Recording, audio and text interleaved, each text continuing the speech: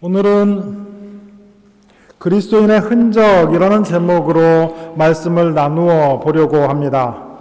흔적, 어떤 현상이나 실체가 사라지고 난 뒤에 남은 자국이나 좌치를 뜻하는 말입니다. 우리 성도님들 가운데서도 몸에 크고 작은 흉터 갖고 계신 분들 더러 계실 겁니다. 그리고 그 흉터를 볼 때면 다쳤던 때가 떠오르고 항상 그 무엇인가를 조심하게끔 됩니다. 그런데 이러한 흔적은 사람에게만 있는 것이 아니라 이 땅에도 흔적이 있고요. 때로는 이러한 흔적을 일부러 남겨놓기도 합니다. 유럽에 사는 사람들에게 가장 큰 정신적인 흔적은 2번에 걸친 세계 전쟁일 겁니다. 그래서 베를린에 자리한 카이저 비렐름 교회 같은 경우에는 전쟁 당시에 부서진 모양을 그대로 보존하고 있습니다. 그리고 독일 같은 경우에는 아주 작은 시골 동네에 가도 1, 2차 세계대전 당시에 사망한 사람들의 명단을 비석으로 만들어 세워놓기도 하고, 더러는 교회 안에 전쟁으로 목숨을 잃은 사람들의 이름을 새겨 팻말로 걸어 놓기도 합니다. 제가 함부르크에 이사 왔을 때 함부르크에서는 그런 것을 보기 좀 힘들어 의아해 하던 차에 우연치 않게 함부르크 시청 뒤편에 클라이네 알스터 호숫가에 갔다가 기념탑 하나를 보게 되었습니다. 그 기념탑에 얼마나 많은 사람이 죽었든지 명단을 기록해 놓는 대신 의역하자면 이렇게 적어 놓았습니다. 4만 명의 아들들이 삶을 등졌습니다. 라는 문구를 보게 되었습니다. 이 모든 것, 전쟁이 남긴 흔적이라고 하겠습니다. 우리는 이러한 흔적들을 보면서 인간의 욕심, 전쟁이 가져온 것이 무엇인가 한 번 더 되돌아보게 됩니다. 그리고 전쟁이 얼마나 무서운가 생각하게 됩니다. 그러니 우리는 이런 흔적들을 보면서 과거의 무엇인가를 기억하는데 그 기억이 우리를 새롭게 하기도 하고 내지는 우리를 조심스럽게 만들어 주기도 합니다. 오늘 본문에는 하나님께서 아브라함에게 몸의 흔적으로 할례를 명하신 이야기가 나오는데, 이것은 그저 몸의 한 부분에 상처를 내는 것이 아니라 아브라함의 신앙의 흔적, 신앙 고백의 흔적이라고 하겠습니다. 그래서 오늘은 하나님께서 아브라함에게 신앙의 흔적을 베푸셨던 것처럼 우리에게 허락하신 그리스도인의 흔적은 무엇일까 한번 생각해 보려고 합니다. 오늘 우리가 아브라함 이야기를 살피기에 앞서 꼭 염두에 둘 것이 있습니다. 15장이 끝난 다음 16장이 시작하는데 2장 사이에는 10년이 넘는 긴 세월이 자리하고 있다라는 사실입니다. 아브라함이 하갈을 통해 이스마엘을 얻었을 때의 나이가 86세였다라고 전하는 것으로 창세기 16장이 마무리되고, 창세기 17장 1절을 보면 아브라함의 나이가 99세가 되었다라고 전합니다. 그러니까 하나님께서는 10년이 훌쩍 넘어가는 그 긴 세월 동안 아브라함에게 침묵하셨다라는 말입니다. 그러던 어느 날 하나님께서 갑자기 아브라함에게 말을 거십니다.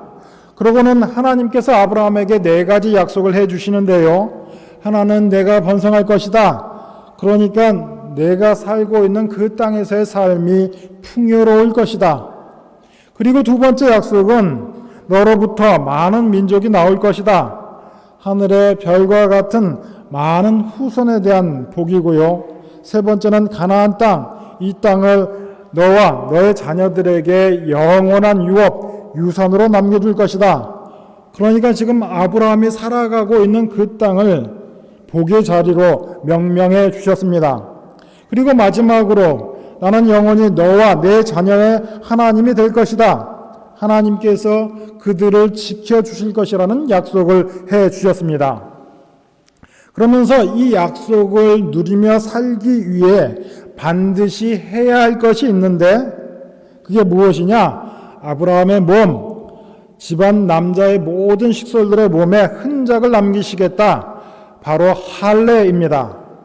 그런데 하나님께서 13, 14년 동안 그냥 침묵하신 것이 아니라 무엇인가를 기다리셨다라고 하는 것이 중요합니다.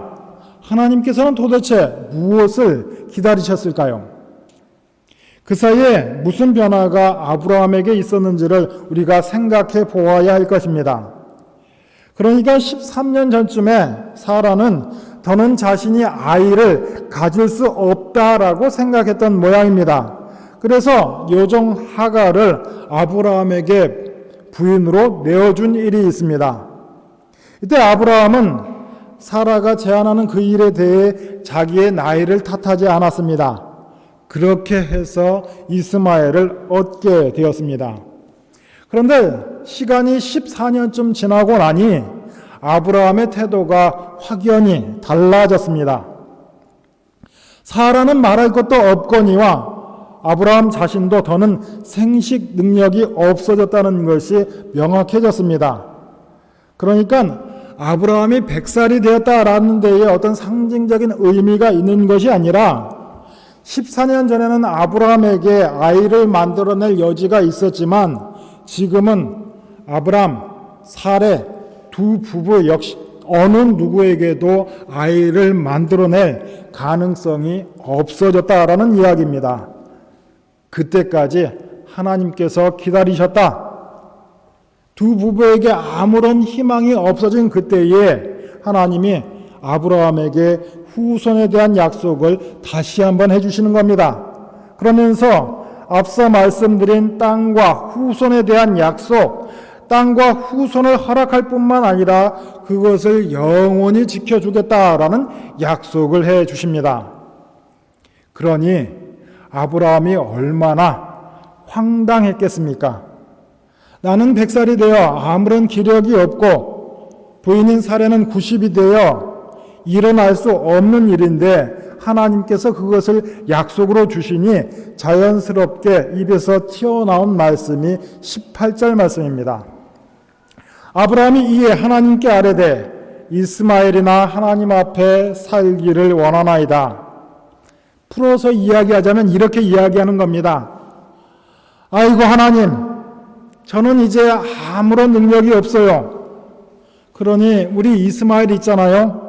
그 아이는 하나님 좀 잘 살펴주십시오. 이스마엘도 제 핏줄 아니겠습니까? 그러나 하나님께서 분명히 말씀해 주십니다. 하나님의 말씀이 이스마엘도 12지파의 조상이 되어 큰 민족, 큰 나라를 이루겠으나 하나님께서는 반드시 아브라함과 사라의 자식을 통해 그리 큰 민족, 많은 백성을 만드시겠다라고 이야기합니다.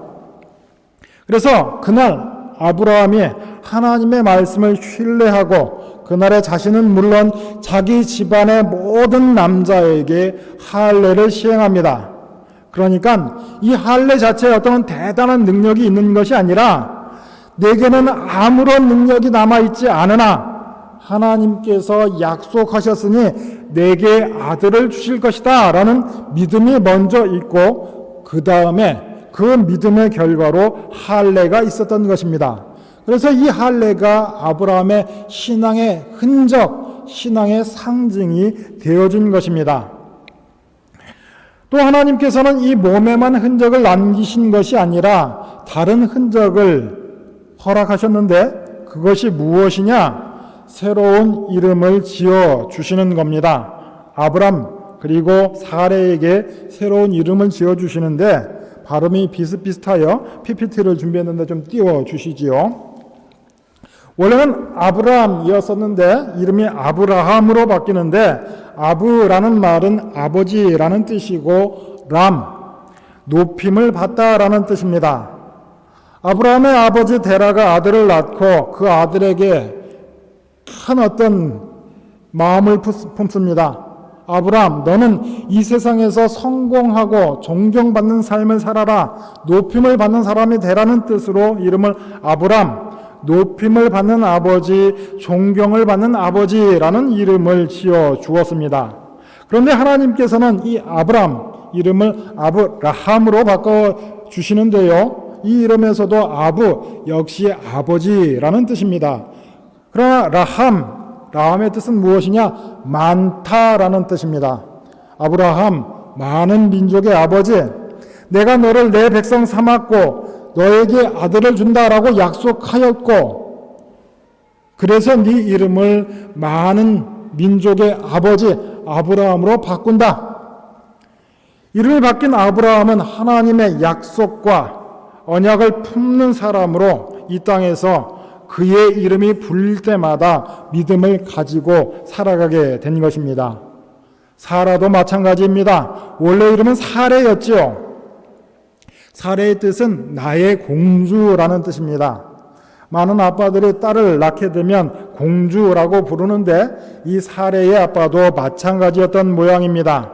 사레의 아빠가 누구인지 모르겠지만 딸이 태어나자 그 딸이 너무 이쁘고 사랑스러운 나머지 공주, 우리 공주, 나의 공주하여 사레라고 이름을 지어 주었는데, 그의 남편 아브라함이 되었으니 하나님께서 사레의 이름도 민족의 어머니, 지도자의 어머니가 되어야 한다 하여 사라로 바꾸어 주셨습니다.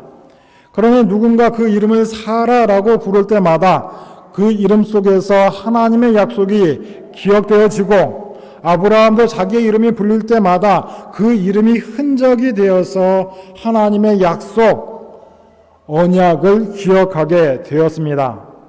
약속의 흔적은 바로 이러한 하나님의 일하심을 기억하게 만드는 그런 힘과 능력이 있는 줄 믿습니다.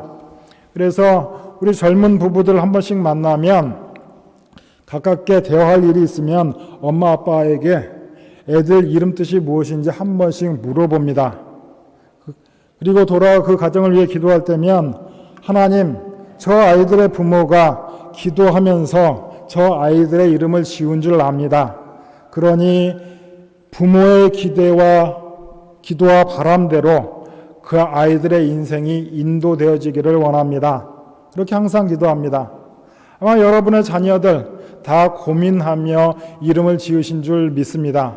여러분의 자녀들 그 이름 뜻대로 하나님께서 인생을 인도하실 줄로 믿습니다. 그리고 성인 되었어도 그 이름 뜻대로 하나님께서 우리 한 사람 한 사람 성도의 삶을 인도하실 줄로 믿습니다. 그런데 이 신약 성경에도 이러한 거룩한 흔적을 몸에 가진 사람이 있었습니다. 그 사람이 누구냐? 바로 사도 바울이라고 하겠습니다. 사도 바울도 몸의 흔적을 가지고 있었는데, 우리가 언뜻 생각하기에 바울도 유대인이었으니 할례가 아니겠는가? 아닙니다. 사도 바울이 스스로 고백하는 그리스도의 흔적은 우리가 생각하는 것과 전혀 다른 데 있습니다.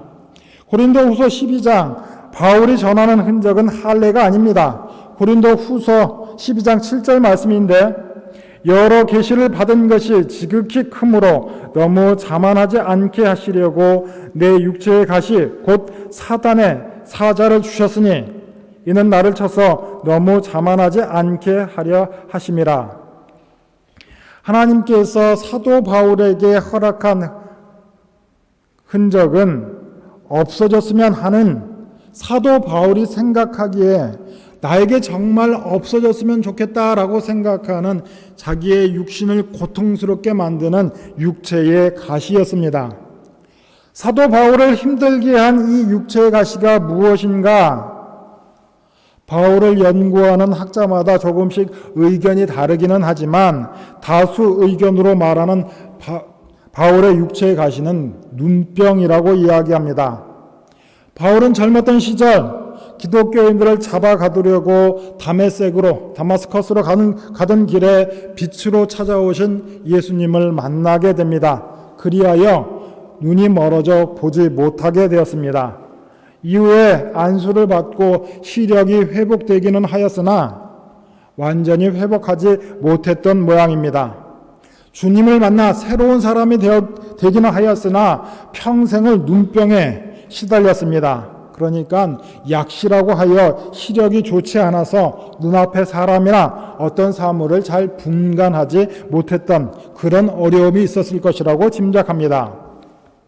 그런데 이 눈이 좋지 않다라고 하는 것 누구에게나 불편한 일이었지만 특별히 사도 바울에게는 치명적인 단점이었습니다. 이곳저곳을 돌아다니며 자기가 세운 신앙 공동체에 문제가 생기거나 이러저러한 질문이 올 때면 일일이 찾아가 목양할 수 없으니 수시로 바울은 편지를 써야 했습니다. 또 이곳저곳을 순회하며 많은 사람들에게 말씀을 전해야만 했는데 오늘날 우리가 예배했던 것처럼 당시의 기독교인들은 좋은 장소, 편한 시간에 예배할 수 없었습니다.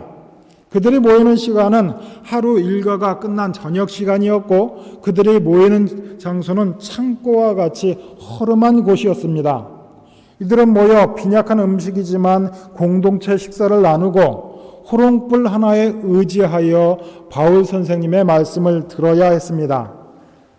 어두운 공간에서 말씀을 전한다고 하면 얼마나 불편했을까? 여러분 생각해 보십시오. 그래서 사도 바울이 하나님께 간절히 기도합니다. 주님, 제발 제 눈 좀 잘 보이게 해 주십시오. 제가 부귀영화를 바라는 것 아닙니다. 그저 제 눈이 좋아져 작은 종이이지만 거기에 깨알같이 글씨를 써 기독교 공동체에게 좀 더 풍성한 내용으로 편지 적을 수 있게 그저 눈 하나 좋아질 수 있으면 좋겠습니다. 제가 부자 되는 것 바라는 것도 아니고 몸이 건강하길 바라는 것도 아니고 그저 눈 하나만 좋아질 수 있으면 좋겠습니다. 그런데 이것을 놓고 사도 바울이 3번이나 간절히 기도했으나 우리 주님께서는 그저 이렇게만 말씀하셨답니다. 내 은혜가 내게 족하다. 이는 내 능력이 약한 데서 온전하여진다. 이 말씀만 하셨다라고 합니다. 하나님께서는 눈병은 너의 핸디캡일 수 없다. 오히려 너를 온전하게 세워주는 신앙인의 흔적 같은 것이다. 너에게 꼭 있어야만 하는 것이다. 만약에 내가 눈도 잘 보이고 또 내가 눈이 너무 잘 보여 할 수 있는 게 많아지면 교만해질 것이다. 바울은 정말 대단한 사람이었습니다. 바울하면 흔히 베냐민 지파 출신 가말리엘 학파라는 수식어가 따라 붙는데요. 베냐민 지파라고 하는 것이 어떠한 의미가 있느냐?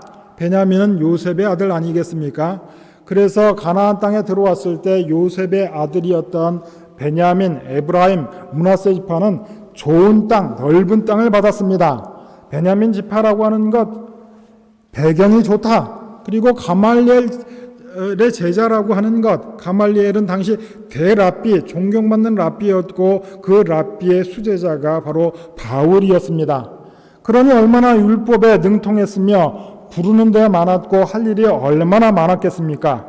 그런데 몸까지 건강하면 내 능력으로 모든 것을 다 하려고 할 것이고 얼마나 교만해지겠느냐?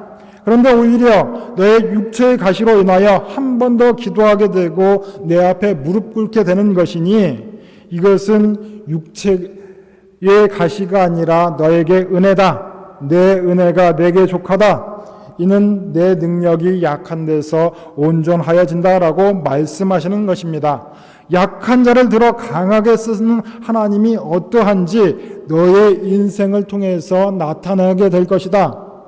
그러니 후일 바울은 자기 육체의 가시가 주님께서 자기의 몸에 남기신 예수의 흔적이다라고 갈라디아서에서 고백하기도 했습니다. 그리고 우리 하나님께서는 아브라함에게 그리하셨던 것처럼 바울에게도 새 이름을 주셨습니다. 바울의 원래 이름은 사울이었습니다.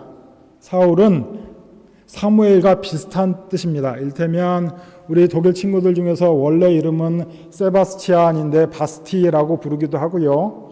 원래 이름은 엘리자베스인데 이 이름이 너무 할머니 이름 같다라고 하여 엘리자베스 대신 엘자라고 부른다고 합니다. 이것처럼 사무엘을 줄여서 사울이라고 불렀던 모양입니다. 사무엘, 하나님께서 들으셨다. 유대인이라면 자랑스러워할 만한 멋진 이름을 가지고 있는 사울에게 이제부터 내 이름은 바울이다. 너를 바울이라고 부르고 이방인의 사도로 세우겠다라고 말씀하셨습니다.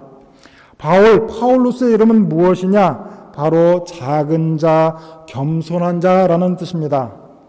하나님께서는 바울에게 몸의 흔적, 육체의 가시를 내가 품고 다니며 오히려 이것 때문에 내가 사울이 아니라 파울루스, 작은 자, 겸손한 자가 되어라. 모든 일을 온전히 하나님께 맡겨라. 하나님께서 일하신다. 주님께서 베푸시는 최후 승리의 약속을 믿고 하루하루를 살아라.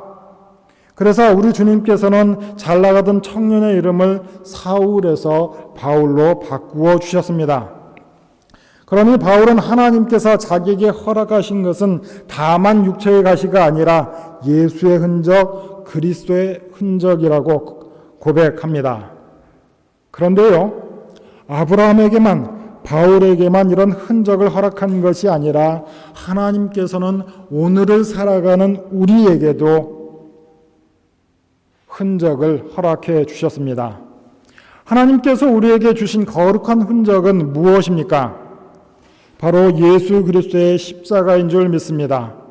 우리 예수님께서 지고 가셨던 그 십자가, 우리 한 사람 한 사람에게 거룩한 흔적인 줄 믿습니다. 우리 가슴속 깊은 곳에 새겨져 지워지지 않는 흔적인 줄 믿습니다. 다만 이 흔적을 날마다 확인하고 바라보며 삶의 목적과 의미를 확인하는 사람이 있는가 하면 이 흔적을 깊이 묻어두고 사는 사람도 있습니다.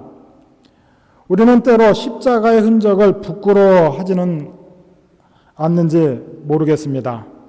십자가를 앞세우고 사는 것이 부담스럽다라고 생각이 들기도 합니다. 그래서 십자가는 그저 주일날 교회 올 때나 꺼내 들고 세상을 살아갈 때는 숨기고 살아가자라는 생각을 했는지도 모르겠습니다. 세상 가운데서 어떠한 모양으로 살든지 오늘 우리가 지금 이 자리에서 예배를 드린다는 사실 자체가 우리 마음속에 예수 그리스도의 십자가의 흔적이 있다는 증거인 줄 믿습니다. 모든 사람이 하나님의 형상으로 지음받았다. 하나님의 형상으로 지어진 인간의 가치를 다시금 깨닫게 하신 예수 그리스도의 그의 십자가가 우리 마음 한가운데에 자리하고 있는 줄 믿습니다. 죄의 종으로 살던 우리를 자유롭게 하시고 영원한 생명을 얻게 하신 그 예수님의 십자가가 우리 마음속에 있는 줄 믿습니다. 그리고 우리 주님께서는 우리 마음속에 십자가의 흔적을 주셨을 뿐만 아니라 새로운 이름도 주셨습니다. 바로 예수 그리스도 십자가를 통해 우리 모두에게 그리스도인이라는 새로운 이름도 주신 줄 믿습니다. 그러니 나 스스로에게 질문을 던져봅니다. 우리 친구들, 내 동료들이 내 이름 석자만 알고 있는지, 아니면 우리 각자에게 주님께서 주신 새 이름, 쟤는 이름은 김철수인데 그리스도인이야. 각자에게 허락하신 그리스도인이라는 이름을 내 친구들이 알고 있는지 자문해 봅니다. 우리의 새로운 이름 그리스도인 어떻게 알려지게 됩니까? 우리 그리스도인들은 자신만을 위해서 살아가지 않습니다. 항상 이웃을 품고 살아갑니다. 그리고 우리는 항상 크고 작은 선한 일들을 계획합니다. 그것을 위해 헌금을 하고 그것을 들여 봉사를 합니다. 여러 모양으로 드려지는 우리의 봉사가 어려운 이웃을 위해 또 우리의 도움이 필요한 곳으로 향하게 하는 것이 우리 가운데에 드러나는 그리스도의 흔적인 줄로 믿습니다. 우리 가운데 이미 지울 수 없는 흔적으로 십자가가 있다는 사실을 여러분 기억하시기를 축원합니다. 또 하나님께서는 이 땅에서의 삶이 전부가 아니라 부활 생명, 영원한 생명을 우리에게 허락하신 줄로 믿습니다. 바로 이것이 오늘 우리가 이곳에서 예배를 드리는 이유입니다. 예수 그리스도를 따르는 사람들, 하나님의 약속을 품고 세상 가운데에서 그리스도인으로 살아가는 사람이 바로 우리인 줄 믿습니다. 그러니 다가오는 한 주간도 하나님께서 우리 마음에 허락하신 십자가, 그 거룩한 흔적을 되새기며 각자의 삶의 현장 가운데에서 그리스도인으로 살아가는 복된 한 주간 되시기를 주의 이름으로 축원합니다. 기도하겠습니다. 하나님 아버지, 우리 안에 있는 예수의 흔적을 기억하며 모든 날을 살아가게 하옵소서. 주님께서 우리에게 허락하신 그리스도인이라는 이름에 합당한 삶을 살아가게 하옵소서. 예수님의 이름으로 기도합니다.